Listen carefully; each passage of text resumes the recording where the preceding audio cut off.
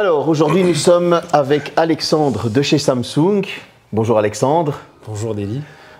Tu vas m'expliquer un petit peu qu'est-ce que tu fais chez Samsung, depuis combien de temps tu es là, bref, tu te présentes. Yes. Donc moi c'est Alexandre, j'ai 29 ans, ça fait maintenant 3 ans et demi que je suis chez Samsung.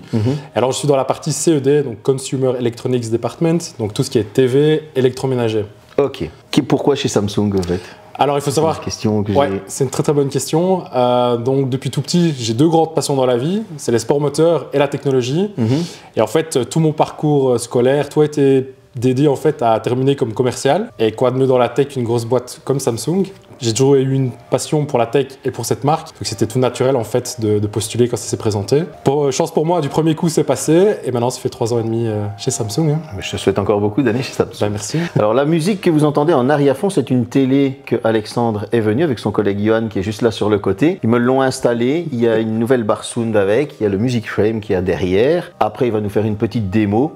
Que je vous mettrai à la fin de cette vidéo et puis moi je vous ferai mon retour d'ici une semaine de cette fameuse télévision, bar sound, etc. Mais avant tout ça, Alexandre, je vais devoir te poser quelques questions. Alors je suis un petit peu curieux parce que voilà, ma première question c'est Samsung est souvent en tête du marché des téléviseurs. Qu'est-ce qui selon vous distingue vos Smart TV de la concurrence aujourd'hui? Très bonne question aussi. C'est vrai que Samsung est leader depuis maintenant 19 ans d'affilée.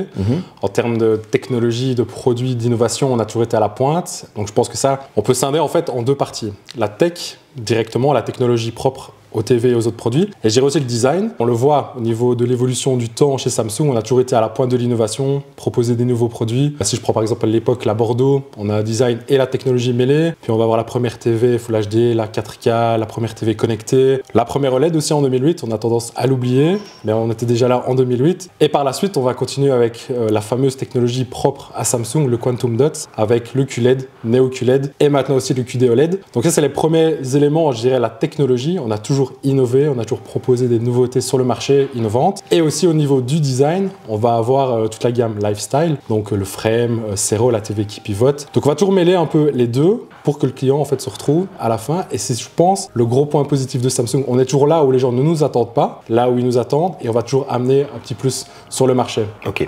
J'ai une deuxième question, forcément j'en ai quelques-unes.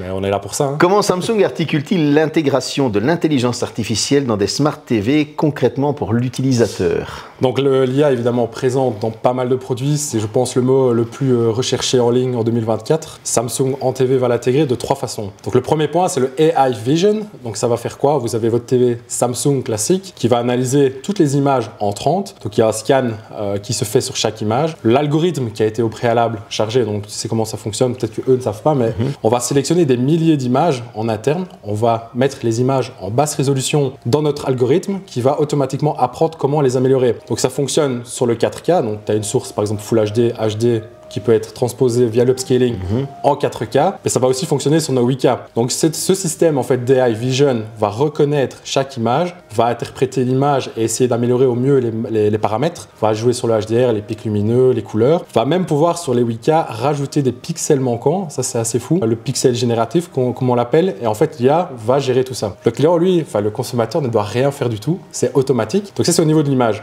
Le deuxième point, très important aussi, c'est le son. Le son qui est très important, tu vas pouvoir tester notre nouvelle Q800F, va analyser aussi les sources. Si tu écoutes du jazz ou de la techno ou du hard rock, c'est pas le même son. Donc le son va être en fait analysé par la barre son en direct, va être optimisé si tu mets la barre évidemment en mode adaptatif. Tu peux régler toi-même avec tous tes paramètres favoris, mais la barre son peut s'adapter à chaque fois. Aussi au démarrage, sur certains modèles, avec le caisson et la barre, tu vas avoir un scan de ta pièce. Donc ici on voit qu'il y a les canapés, on a la cheminée au fond. Ça va adapter aussi grâce à l'IA, toute l'acoustique en fait et toute la sonorité du produit automatiquement sans rien devoir faire. Et troisième point, c'est aussi la nouveauté. On va pouvoir gérer, comme tu as la montre au poignet, on va pouvoir gérer des interactions avec la TV. On adore YouTube. On a raté un passage favori dans la vidéo de Dédi. On peut, avec un simple... Le système Tizen a ses adeptes comme ses détracteurs. Pourquoi Samsung a-t-il choisi de miser sur son propre OS plutôt qu'Android TV, Google TV? Donc c'est sûr que si on regarde un peu le marché, il y a plusieurs systèmes d'exploitation possibles. Google est fort répandu. Pourquoi Samsung utilise Tizen? En fait, l'avantage, c'est quoi? C'est que nous, on est producteur de TV. On fait tout ce qui est hardware, donc écran, châssis, dalle, tout de A à Z est fait par Samsung. Mais aussi la fonctionnalité de son Tizen OS, c'est de pouvoir le gérer soi-même. soi-même. On va pouvoir avoir donc notre télévision qui est faite par Samsung et on va avoir du software qui est aussi créé par Samsung pour ses propres TV. Donc ça veut dire quoi? Ça veut dire une meilleure gestion, une meilleure optimisation aussi par rapport à la télévision en elle-même, ce qu'elle peut faire. Par exemple, on va avoir des capteurs que certaines télés n'ont pas. Et si votre système, je sais pas, Google ou un autre système ne gère pas, vous allez vous passer de ce que le hardware peut vous donner. Aussi au niveau de la sécurité, 7 ans de mise à jour au niveau de l'OS, c'est je pense sur le marché la version la plus updatée dans le temps. 7 ans, ça veut dire quoi? Ça veut dire qu'on ne doit pas passer par un tiers pour gérer nos mises à jour. Mise à jour sécurité, tout est fait en interne par Samsung, protégé par Knox, notre système de sécurité qui rappelle qu'il y a la certification Diamond, donc la plus haute en termes de protection des données. Donc on va avoir un produit TV qui va être géré au niveau sécurité mise à jour dans le temps uniquement par Samsung, qui est aussi le producteur de cette propre TV. Ouais, c'est un gros avantage aussi. C'est un gros avantage. Et aussi Tizen, on le voit appelé à pas mal de marques. Si tu connais un peu le en haut de gamme, par exemple, il y a certains modèles cette année qui sortent avec Tizen OS dans la TV. Donc tu peux avoir une TV Samsung, mais maintenant aussi une TV LE avec du Tizen OS. Preuve de confiance, je pense. C'est une belle preuve de confiance des autres marques du coup. Exact. L'interopérabilité est un enjeu clé dans les maisons connectées. Ouais. Où en est Samsung avec SmartThings et quelles synergies sont possibles avec les Smart TV? Comme tu le dis, pendant le Covid, déjà on a vu que toutes les cuisines étaient devenues le point central des maisons. La domotique a vraiment explosé à ce moment-là. Samsung, via SmartThings, évidemment, est je pense, un gros acteur du marché. Depuis maintenant 2 ans, on va avoir un partenariat avec Matter, donc le protocole ouvert.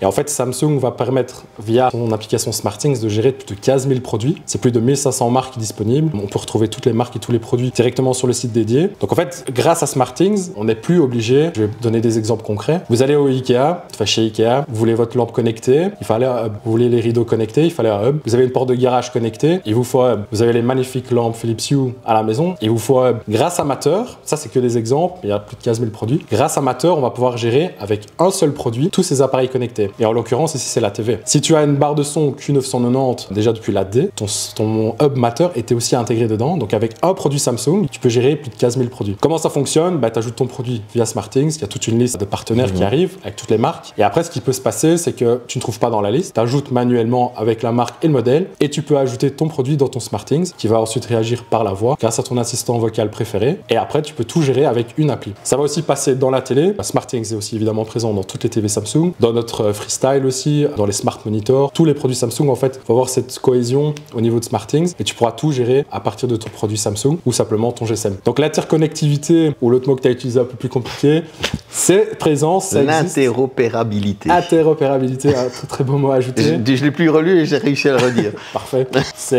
Donc ça existe, c'est déjà une réalité chez Samsung et on n'arrête pas d'ajouter des nouveaux produits, des partenaires aussi dans l'aventure. Tout ça grâce au protocole Matter qui est en fait un open source. Ouais, moi, bien souvent, je le gère du smartphone. Ouais. Donc par exemple dans le S25 Ultra, avec SmartThings, j'ai les notifications de machine à laver, mais je les ai aussi sur ma télé. Oui, parce que je précise que ça c'est ma télé et la nouvelle est derrière. Mais c'est vrai qu'on a une notification, la machine finit son cycle, etc. Ce qui est une Samsung aussi connectée du coup.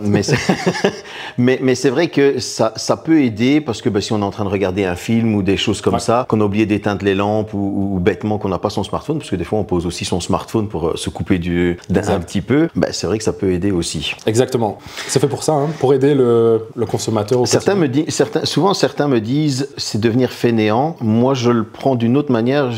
Moi je trouve que c'est une vraie aide. C'est une vraie aide. Le temps est très très précieux. Voilà. On a beaucoup de choses à faire. Combien de fois on n'est pas parti en vacances, on n'a pas oublié une lampe allumée. Exactement. Avec une lampe connectée, avec tout simplement, que ce soit Google Home ou quoi, SmartThings par exemple, oui, mes Philips Hue sont dans SmartThings, on peut l'éteindre à distance. Et justement, même pour la sécurité, on peut allumer à certaines heures à distance comme s'il y avait quelqu'un. Voilà. J'ai fait ça quand je suis parti en vacances. C'est une sécurité d'esprit. J'ai, pour la petite anecdote, des caméras Ring à la maison. Tu peux regarder de temps en temps. Si tu as la notification via ton SmartThings, parce que je gère tout avec SmartThings, je prends évidemment mes produits en fonction de SmartThings pour un peu tester. C'est vrai que c'est une sécurité d'esprit. Tu gagnes du temps au quotidien. On parlait des petites notifications. Ça, c'est un peu plus anecdotique pour certains. Mais au quotidien, ça peut vraiment faciliter la vie et surtout donner un peu cette tranquillité d'esprit. Bien sûr. Moi, par exemple, la sonnette connectée, je vois qui est. Bien souvent, c'est des colis pour tester pour YouTube, etc. Je peux dire au livreur, tu peux le laisser à la voisine d'en face plutôt que de devoir après courir dans un point relais. Ouais.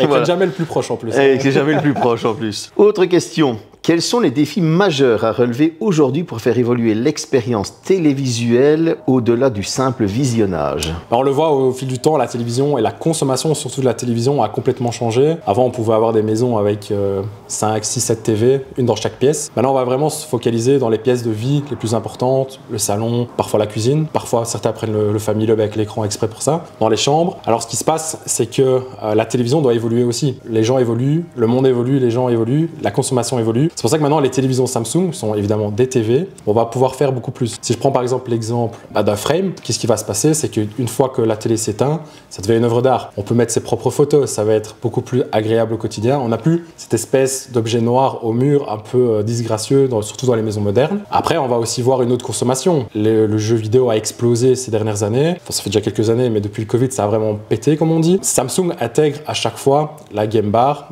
va mettre le Xbox Cloud Gaming, par exemple, dans toutes ces télévisions. Dispo aussi dans le Freestyle. On le voit aussi, pour revenir un peu à ta question de l'interconnectivité, même si c'est pas le bon mot, on va pouvoir aussi retrouver, par exemple, toute notre plateforme SmartThings ou notre plateforme Tizen dans le Freestyle, comme ça. Quand le client part avec son Freestyle, il a exactement la même expérience qu'à la maison. Donc ça aussi, c'est un point très très important, c'est pouvoir continuer dans ses propres habitudes. Je ne vous l'apprends pas, mais le Belge déteste changer ses habitudes.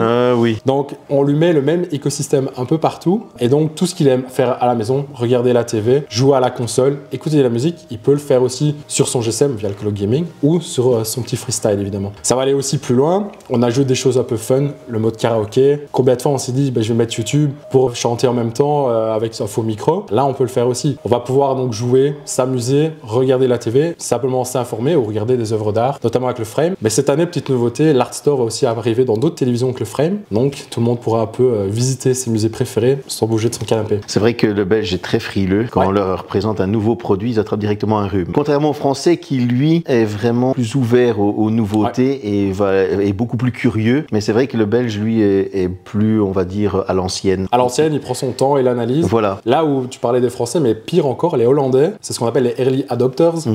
Dès qu'il y a quelque chose qui sort, il faut tester. Là où le Belge, voilà, il attend, il observe, il compare, mais après il clique quand même, il y va. La publicité intégrée au Smart TV suscite parfois la controverse. Quelle est la position de Samsung sur le respect de la vie privée et de la personnalisation du contenu? C'est sûr que les publicités, elles sont partout. Tu vas allumer ta TV, tu vas ouvrir TikTok, Facebook, Instagram. C'est obligé, tu vas voir passer de la publicité. Tu écoutes ta radio, tu vas sur ton PC. Elle est là aussi. Je pense que le client, il faut qu'il voit ça un peu dans un mode où c'est pas critique, son utilisation. Pour lui, il faut pas que ça le stresse. La publicité, elle peut être soit générique. Donc, quand tu vas lancer ta télévision, il va te proposer, il va te demander, tout simplement, est-ce que vous voulez, ou comme sur un GSM, est-ce que tu veux de la publicité propre à toi-même, basée sur ce que tu aimes bien, ce que tu regardes souvent, ou non, je ne veux pas, je souhaite une publicité générique. Comme ça, l'algorithme, en fait, n'apprend rien. Donc, le client a toujours le choix de ce qu'il veut voir, en fait, tout simplement. Est-ce que je veux voir de la pub qui va me parler plus parce que je suis quarantenaire, j'ai 2 enfants, ou je suis jeune, j'ai 15 ans et je veux la dernière technologie. Donc ça, on peut à chaque fois adapter à toutes les personnes qui utilisent nos produits. Mais si le client dit, voilà, je ne veux pas du tout donner un peu plus d'informations sur moi, je reste en générique. Et la publicité, si elle est présente sur certains produits, restera complètement générique et il pourra tout simplement l'éviter. Il n'est pas du tout obligé de cliquer dessus, évidemment. Après, on est toujours curieux parce qu'il y a toujours un petit truc qui passe. Tu vois un truc chez Samsung, les petites promos et les nouveaux produits, c'est sûr que ça donne envie. La télé que tu m'as amenée aujourd'hui, c'est une 4K. Ouais. Moi, ici, je vais te parler du 8K. Ouais. Bon, la 8K. La 8K, c'est quelque chose, c'est comme une licorne en fait. On a des choses 8K, mais que des fois on ne sait même pas exploiter. J'ai vu par exemple que les télés Samsung upscale vers la 8K. Donc du coup, la 8K a été un grand pari Samsung. Avec du recul, pensez-vous que le marché est prêt? Qu'en est-il des disponibilités des contenus? Alors c'est vrai que le 8K, par son histoire, quand c'est sorti en 2018, ça a été un peu la révolution. On venait vraiment de rentrer dans l'ère 4K. Samsung sort du 8K. Tout le monde se dit, on est déjà une guerre en retard. Le 8K, quasiment 7 ans plus tard, est toujours là. Ça se vend toujours très très bien. Ce qui est vraiment chouette au niveau du prix surtout, ça peut rebuter pas mal de clients. Au fil des années, le prix a vraiment diminué. Et on le voit cette année sur la nouvelle gamme que les clients peuvent découvrir maintenant en magasin. On va avoir une variante un peu moins chère pour justement donner plus d'accessibilité à ce modèle. Mais en termes de spécifications, comme tu disais, un peu la licorne, ce qu'il faut pas oublier, c'est que la 8K, c'est vraiment le flagship de Samsung. C'est la TV qui a tout. Donc si tu veux le meilleur de l'image, tes 33 millions de pixels, voire un peu plus, il n'y a que la 8K qui offre ça. Si tu veux pousser un peu plus loin que l'image, parce que souvent on limite la 8K à l'image, ça va plus loin que ça. Je disais tout à l'heure, le son, c'est très important. Dans une 8K, tu vas retrouver le meilleur de Samsung dans tout. Tu auras le meilleur écran, la meilleure résolution, tu auras la meilleure luminosité. Bon, je rappelle un petit pic à 4000 nits.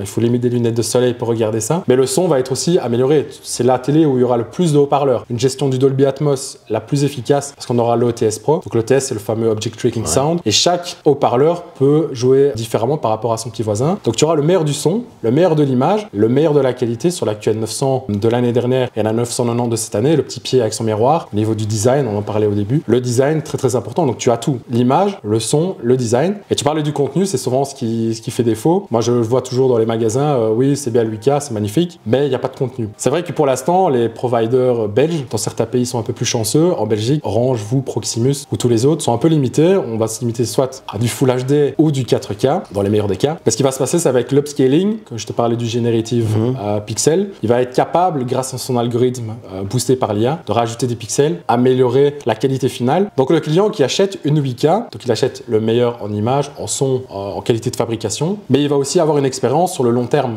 Est-ce que tu sais, c'est moi qui vais te poser une petite question, est-ce que tu sais le taux moyen de remplacement d'une TV en Belgique? Moi, je dirais 10 ans. T'es pas trop loin, on est à 7 ans, on voit que c'est un chiffre qui est relativement stable. Tous les 7 ans, tu changes de télévision. Quand tu achètes une télévision 8K en 2025, en fait ta TV elle est déjà prête pour 7 ans d'évolution technique. Pour revenir au contenu, pour l'instant on va avoir assez peu entre guillemets de contenu réel en 8K. Il y a déjà certaines plateformes qui l'offrent comme YouTube Premium où il y a environ 25% du contenu qui est réellement filmé en 8K. Tu vas avoir aussi la possibilité, on a tous des téléphones modernes, les smartphones qui filment en 8K. Tu peux envoyer directement sans fil tes propres vidéos 8K sur ta télé Samsung 8K. Et alors on va aussi avoir du contenu qui parle à tout le monde. Les Jeux Olympiques, la Coupe du Monde, on va avoir la Premier League en Angleterre, les matchs importants de la Cup vont être filmés en 8K. Évidemment, compressé, redistribué en Full HD dans le meilleur des cas. Mais la télévision, grâce à son upscaling, aura un résultat bien meilleur que si ça avait été une source simplement en 4K. On parlait aussi des gamers, très important. La Xbox Series X et la PS5 sont compatibles à 8K.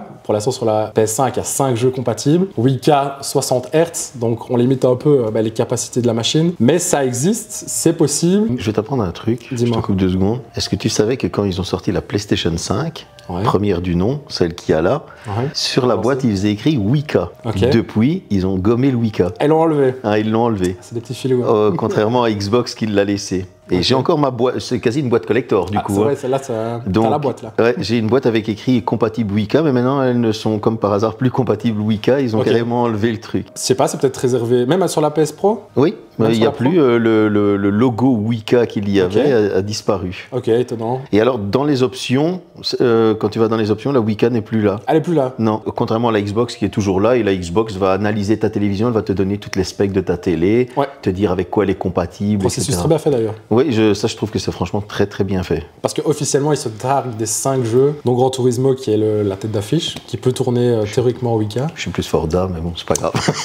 Mais dispo aussi sur la PS5, et évidemment Forza dans le cloud gaming, pour tous ceux qui veulent tester. Donc effectivement, bonne info. Mais la 8K, c'est réel, ça existe. Je vais donner une dernière petite anecdote un peu marrante. Il y a une vraie plateforme qui existe sur le marché, avec du vrai 8K, je vois déjà Johan qui rigole. Mais c'est une célèbre plateforme de contenu pour adultes. Exactement, je ne citerai pas non, les viewers pourront regarder ça. Mais effectivement, il y a une très grosse plateforme qui propose une version premium avec uniquement du contenu filmé en 8K et transmis en 8K. Mais ça, c'est un truc de dingue, ça. Si tu veux être au cœur de l'action, en 85 pouces, 33 millions de pixels, achetez l'abonnement, achetez la 8K et vous serez sur place. Alors ça, c'est un truc de fou. T'as Netflix qui ne le propose pas, mais eux, oui, ils y ont pensé. Ah, eux, ils y pensent. Mais comme Samsung, un peu, l'industrie du porno est très fan d'évolution technique. Ah ouais? Écoute, ouais, si tu regardes. Pour l'image et le son, on a l'Eurovision. Pour le contenu pour adultes, ça marche aussi. Ok. Bon, ben là, c'était une anecdote que je savais pas. C'est une petite anecdote, voilà. Mais en tout cas, sur les 7 ans, je garde pas ça. 2. Je suis un gros consommateur. T'es un très bon client, effectivement. Le smartphone, une année. Ce qui est déjà long. Une, mais elle est divisée en des centaines de parties vu tous les téléphones que je teste. Mais sinon, c'est vrai que je m'attendais à un peu plus du consommateur moyen. Ouais, c'est 7 ans et on voit un peu une baisse de l'achat pour toutes les pièces. Comme je disais, ça a un peu refocalisé sur les pièces de vie les plus importantes, surtout depuis le Covid. Mais il y a toujours des gens qui achètent des TV. Toi qui parlais des 7 ans de mise à jour, le suivi technique pour tout ce qui est panne, etc. Je sais que sur les machines à laver, est beaucoup plus long. Sur les télévisions, il est de... ça, c'est une très bonne question. C'est vrai que sur les machines, c'est minimum 12 ans. 12 ans. 12 ans, frigo, pièces détachées. Petit cheat, Johan, tu sais. Johan va regarder dans ses fichiers pendant les autres questions. Johan envoie un petit message à la Corée, là. Non, effectivement, si tu prends un magasin classique, une grande chaîne, pendant minimum 5 ans, tu as un suivi complet. Après, le nombre exact, ça, je laisse le boss Johan vérifier. Il va nous donner l'info après. Ben oui, Allez. On aura ça. Donc, ça, je pense que c'est une question que j'avais préparée, mais je pense qu'elle est un petit peu obsolète du coup, parce que tu en as beaucoup parlé. C'était la télé devient-elle le centre de commande du foyer connecté? Tu en as parlé tout à l'heure. Est-ce un objectif pour Samsung? Tu en as parlé tout à l'heure. C'est un objectif tout à fait clair et assumé. Donc, je pense que là, la question est un petit peu obsolète. On voit émerger des écrans plus hybrides. TV gaming, TV design, TV lifestyle. Comment Samsung anticipe-t-il ces usages multiples, les idées, etc. C'est sûr que la télé classique est un peu has-been, on va dire. On voit les PC gamers avec des beaux écrans, des projecteurs, des ultra courtes focales. Mais j'ai envie de dire qu'un peu Samsung est aussi à l'initiative de tout ça. Parce qu'on est une marque qui innove, on amène des nouveautés sur le marché. Donc c'est pour ça que par exemple nos 8K peuvent monter à des taux de rafraîchissement très très élevés qui sont parfois même mieux que certains écrans gamers, enfin gaming. Donc je pense que Samsung est aussi à l'origine de cette évolution. On le voit donc avec nos TV, on lance cette année un nouveau Premiere 5 qui va un peu mixer le tactile avec c'est un spoil ça. Petit teaser. On voit aussi pas mal de choses, oui, pour le gaming, pour le son, le mode karaoké, on va pouvoir utiliser le mode art. Donc c'est vrai que la télé en tant que telle est un peu en train de switcher vers d'autres utilisations et c'est sûr que le client n'a pas forcément la place ou le budget ou l'envie tout simplement d'avoir tous ces appareils. Exactement, parce que nous on adore ça. Je vois ici que t'en as un peu partout. Mais c'est sûr que voilà, monsieur, madame, tout le monde n'a pas forcément envie d'une télévision, un écran gaming, d'avoir dans chaque pièce un objet spécifique. C'est pour ça que aussi on va mixer dans une télévision qui peut paraître assez simple, mais pas mal de choses différentes. Ça va être une télé, une console de jeu, ça va être son karaoké, ça va être sa centrale sonore, sa centrale de gestion de domotique. Donc dans un seul produit, on va vraiment essayer de mixer pas mal de choses et au fur et à mesure qu'on avance, à chaque fois qu'on rajoute un nouveau produit au catalogue, on va rajouter des fonctionnalités pour pouvoir gérer d'autres produits, pour faire encore une fois cette interconnectivité pour booster un peu tous les éléments. Samsung CE2 que je représente, évidemment on a nos collègues chéris de MX, donc les GSM, tablette monte. Et on voit aussi qu'il y a une certaine synergie pour développer les nouveaux produits. Ça, on le verra un peu plus tard cette année avec les nouveaux produits qui vont arriver. Mais chaque produit qui arrive rajoute encore une connexion et une compatibilité avec d'autres produits de la marque. C'est un peu comme une toile d'araignée qui... Exactement. Un peu d'ailleurs, le logo de SmartThing ressemble un peu à ça. Oui, c'est ça. C'est un élément central qui part un peu partout. Donc tout communique. On en parlait tout à l'heure. Je pense le bespoke jet qui est derrière. Je reçois un appel. Ma montre va vibrer. Si j'ai pas ma montre, je vois qu'on m'appelle sur mon aspirateur. Sur les nouvelles machines à laver, on pourra répondre aussi. J'ai vu qu'on pouvait répondre sur les nouvelles machines. Les frigos aussi. Frigo, voilà, ouverture automatisée. Tu parles à ton écran pour parler à ton livreur Ring. Tu disais, quand t'es pas là, tu peux lui parler. Bon, si t'es à la maison, évidemment, ça peut-être un peu moins utile, mais tu peux tout faire avec d'autres produits de chez Samsung qui sont pas forcément dédiés à ça dès le départ, quoi. Mais moi, j'avais vu donc à Las Vegas certains frigos qu'on n'a pas en Europe, qui font rêver et que j'espère un jour viendront en Europe aussi. Mais c'est vrai que quand on voit ce que ces frigos-là étaient capables de faire. On a eu une petite prise de vue l'année dernière avec le 4 portes, avec le Vision à l'intérieur. Donc tu mets tes aliments, il reconnaît. C'est vrai qu'aux États-Unis, tu mets simplement ton yaourt grâce à sa puce RFID ou son barcode, il est automatiquement intégré. Ici, c'est encore manuel. Et ça, c'est un peu ce qu'on a récupéré des États-Unis, c'est la reconnaissance des aliments. On va pouvoir créer des recettes par rapport à ce que tu as dans ton frigo. Tu peux envoyer directement l'info à ton four, par exemple, allumer ta tac.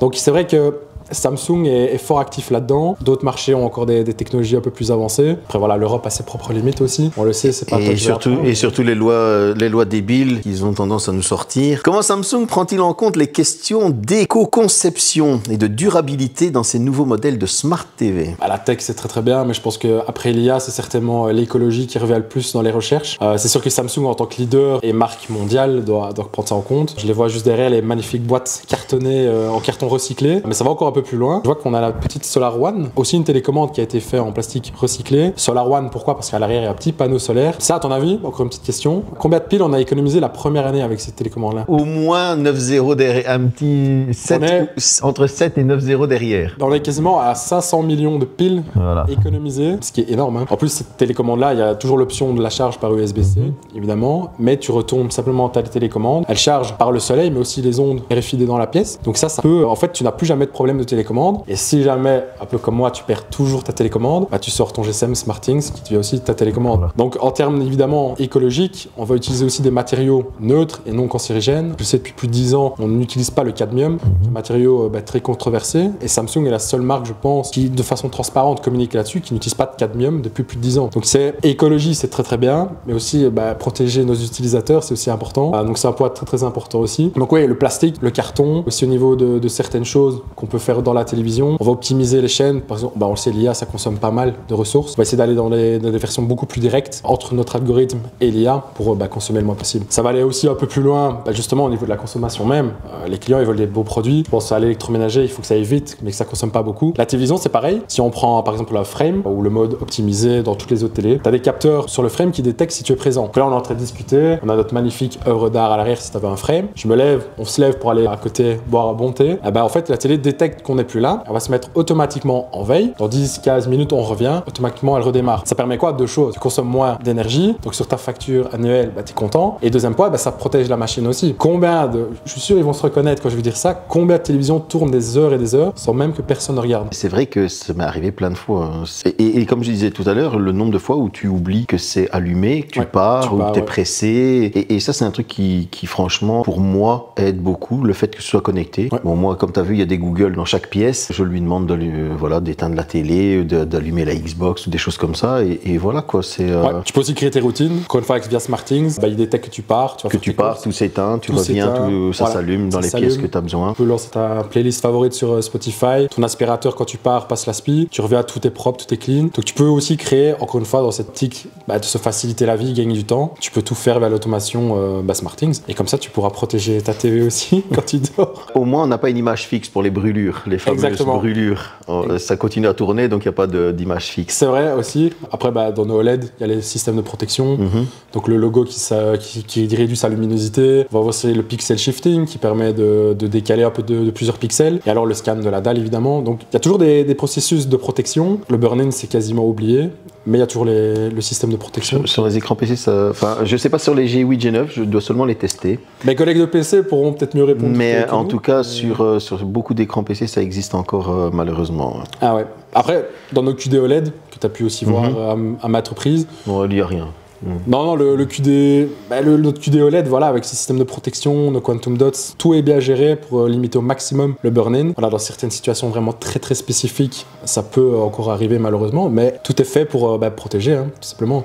Non, celui-ci, franchement, j'ai été super content. Je l'ai acheté l'année passée. Et chaque personne qui rentre chez moi, qui me dit à chaque fois, wow, tu as une de ces images sur ta télé, ça fait plaisir. Ça fait plaisir. Chaque année, moi j'adore, tu sais, la tech, ça fait 3 ans et demi que je suis chez Samsung. Chaque année, je me dis, mais qu'est-ce qu'ils vont pouvoir faire mes collègues? Moi, quand je vais dans un event, c'est comme si c'était Disneyland pour moi. Je suis content. Clairement. Las Vegas, MWC, etc. Pour moi, c'est Disneyland. Je suis comme un fou. Je tape des kilomètres à marcher de long en large partout. Mais j'avais une dernière question, mais bon, tu nous as déjà un petit peu spoilé. J'allais te demander de nous donner un petit secret d'une future sortie, mais tu nous as parlé du premier. Le premier 5, effectivement, qui va arriver bientôt. Donc, c'est le concept un peu du freestyle, mais en étant beaucoup plus design, plus rapide, et qui va pouvoir inverser son image. Laser aussi, évidemment, la qualité finale. Et tu vas pouvoir utiliser le premier 5 comme clavier, en fait, tout simplement, interagir avec ton GSM. Donc ça, c'est une des nouveautés qui va arriver sur le marché. Tu l'as dit, tu adores les salons. Je pense que le mieux, c'est qu'on se retrouve à l'IFA, à Berlin, et tu verras qu'il y a pas mal de nouveautés qui vont un peu secouer le marché. Samsung numéro 1 depuis 19 ans, le but c'est de continuer à la 20e, donc c'est très belle chose. Je pense quand même que c'est une guerre au niveau des constructeurs de toujours montrer une innovation. Et ça, c'est pour la joie du consommateur aussi. Je pense qu'on aime ou qu'on n'aime pas la tech, ça fait toujours plaisir de voir un peu que ça bouge, surtout. Et nous, on est dedans, on adore ça. Ça stimule aussi toujours bien les vendeurs en magasin. Il faut aussi amener des nouvelles choses sur le marché pour que les clients changent. Parce que 7 ans, ça paraît peu, c'est beaucoup en même temps. Niveau technologique, c'est énorme. Batterie, c'est la même capacité, mais on va plus longtemps. Les télés, on a les mêmes écrans, mais chaque année, on arrive à booster un peu la technologie, la lumière, la réactivité aussi, nos dalles. Par exemple, QD OLED qui mixe donc le OLED et le Quantum Dot. Chaque année, on augmente. Cette année, 165 Hz. Je pense que chaque année, on va avoir des belles surprises. Pour les gamers, 165 Hz, c'est très bien. Et pour les amateurs de foot aussi, pour avoir la meilleure fluidité possible. Effectivement. Donc pour ceux qui ont la console classique, le le 144, enfin le 120, Le malheureusement. 120. Le 120, mais dès qu'on connecte son PC, la magie opère, 165 Hz. Bon, il faut aussi un autre matériel sur le côté, mais c'est faisable.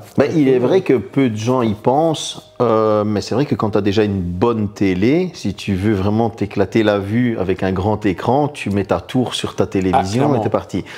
Après, c'est vrai ça, il n'y a pas de DisplayPort sur les télévisions. C'est vrai, tout est géré par le HDMI 2.1 qui fait un très bon travail, j'ai envie de dire. Ça, tu l'as vu aussi, l'évolution arrive, le 2.2 est déjà dans les tuyaux. Donc je pense que la data en transfert, elle est là, surtout en 8K. Notre nouveau wireless aussi, on le voit, on peut transférer du 8K 120 Hz à 10 mètres sans fil. C'est aussi une prouesse de 2025. Donc effectivement, la technologie est là, ça ne fait qu'évoluer et je me réjouis déjà de voir l'année prochaine. Hein. Écoute, merci en tout cas pour l'interview. Maintenant, je vais te demander de me faire une petite démo de la télévision. On va jouer un petit peu. Je vais filmer ça, je la mettrai à la fin de l'interview. Bien sûr. Et puis, moi, je vous ferai une vidéo de mon retour de cette fameuse télévision Samsung, de la Barsound, accompagnée du Music Frame derrière pour avoir le meilleur accord, le meilleur rendu dans la pièce. Les pièces ici sont très hautes, hein, tu confirmes? Ah, c'est très très haut, je ne suis pas les trois ici. Ici c'est très très haut, donc là il faut que le Q-Symphony, tout travaille hyper bien. J'ai confiance 110% dans le produit. Ok, alors on fait ça. Rebonjour. Rebonjour. Tu vas me faire une démonstration de cette télé. C'est quel modèle que tu m'as apporté? Donc ici on est sur une 65 QN90F. Pourquoi la QN90F? Parce que c'est la première année où on va mettre un anti-reflet actif, un peu comme sur notre LED, sur la gamme Neo QLED. Okay. Donc ça c'est la QN90F, mais sur les deux 8K, tu vas retrouver aussi ce revêtement anti-reflet. Et c'est parfait ici parce qu'on a les deux grandes fenêtres. Ah, je suis derrière. Limite.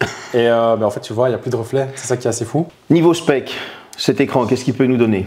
Donc, ce qui va nous donner en termes de luminosité des pics très intéressants grâce à nos fameuses Quantum Dots, donc cette fameuse couche de mini LED qu'on va mettre par le dessus. Ce qui est intéressant aussi, c'est que le client, qu'il achète une Samsung QLED ou Neo QLED, c'est qu'il a la certitude à 100% d'avoir une vraie couche de Quantum Dots, tout simplement. Si voilà, les visionneurs savent un peu l'actualité, on sait que c'est très controversé. La certitude chez Samsung, c'est on est certifié par la TÜV, donc l'organisme allemand.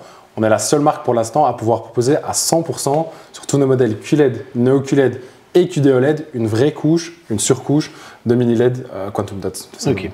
Donc ça a pas mal de lumière. On va avoir un taux de rafraîchissement aussi super intéressant pour les gamers, du HDMI 2.1 évidemment. En termes de son, je te le disais pendant l'interview, très très important le son. On va avoir un OTS+, donc le OTS c'est le fameux, donc l'avion qui démarre à droite, il va à gauche, le son fait pareil.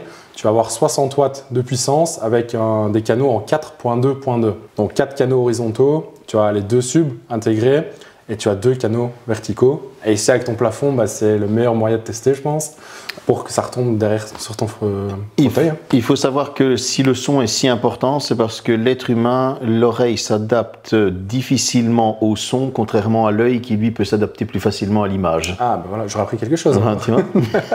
Quand tu vas au cinéma, t'aimes bien voir le film, mais l'expérience sonore elle est là aussi. Ah j'avoue, et d'ailleurs j'ai même été déçu la dernière fois à Kinépolis parce que ça commence avec les lasers et tout, et puis il n'y a pas eu de laser. Donc je me suis dit, ils sont tombés en panne. Non, en fait, c'était le début THX et tout avec les lasers. Et puis à la dernière seconde, en fait, non, c'était un film sans THX, laser. Ok.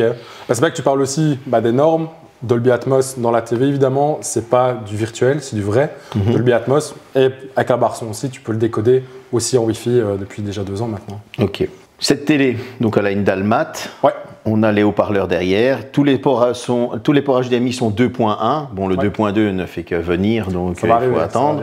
Maintenant, tu m'as parlé qu'il y avait une gestuelle. Tu m'as montré la vidéo, donc ça, je dois l'apprendre pour vous faire le test et je vous dirai si ça fonctionne bien ou pas. Il va se transformer en mime. Voilà, je vais me transformer en mime. Maintenant, il y a un nouvel OS qui ressemble à One UI. Exactement. Donc, on parlait de synergie entre les produits. On va avoir une refonte cette année de notre système Tizen, donc visuellement, One UI est intégré. Pas mal de petites choses qui ont été changées. On le voit simplement sur les balconnets au départ. On intègre la forme ronde. Ça va être plus rapide aussi. On va aller beaucoup plus vite là où on veut. Parce que, encore une fois, on veut simplifier la vie du gars qui regarde la télé, tout simplement. Je pense que là, vous m'avez apporté un beau cadeau. Merci Samsung. Alors je vous le rassure, ils vont le reprendre. Je dois le rendre dans une semaine. Pas tout de suite. Pas tout de suite. le temps que je me mate 1 ou 2 films 4K dessus, je vais tester ça. je vais vous faire mon retour dans une autre vidéo. Comme ça, vous pourrez profiter de cette vidéo-ci pour cette interview et voir tout ce que Samsung nous apporte. Et puis, bien évidemment, vous aurez les petites explications sur cette télé qui m'ont apporté. Je ferai le test avec le Music Frame qui est là-bas derrière. Le Music Frame, il est déjà connecté ou vous devez me le connecter? Ou je le fais moi-même? Il n'est pas encore connecté. Hey, je te laisse un peu travailler. Ah, ok, bon, je vais devoir travailler alors. Un petit peu. Bon, concernant les pièces. Justement, je vais juste rebondir là-dessus. Dis-moi. Le Music Frame, l'année dernière, c'était la TV, la barre son, un Music Frame. Tu pourras connecter 2 Music Frame en plus de ta barre son ou 3 Music Frame en plus de ta TV à partir de 2025. Oh, c'est beau. Ça, c'est pas mal. Et ce sera une mise à jour rétroactive un peu plus tard pour les modèles 2024. Ça veut dire sur mon modèle, je pourrais l'utiliser. D'ici là, j'aurai un modèle 2026. Ça sera faisable. En tout cas, pour les mises à jour, donc elles sont de 7 ans. Dans l'interview, je t'ai demandé pour les pièces au cas où, tout ce qui est réparabilité. Johan a regardé et donc ça couvre cette année de mise à jour. Si maintenant, bon, forcément, il y a une pièce qui n'est pas disponible ou autre, Samsung trouve toujours des solutions avec le consommateur, des ristournes, etc. Pour un futur achat. Ce sera l'occasion de passer sur nouveau. Voilà, ce sera l'occasion de passer sur du nouveau. En tout cas, merci. Merci à toi. Merci à Johan d'avoir été sage sur le côté. Il n'a pas perturbé la vidéo. Il m'a bien surveillé. Il t'a bien surveillé, donc ça va. Moi, je vous dis une bonne journée. N'oubliez pas de me mettre un pouce. N'hésitez pas à poser vos questions dans les commentaires. Si je n'arrive pas à y répondre, je lui enverrai un mail. Yes. Et n'oubliez pas de vous abonner. Salut. Salut.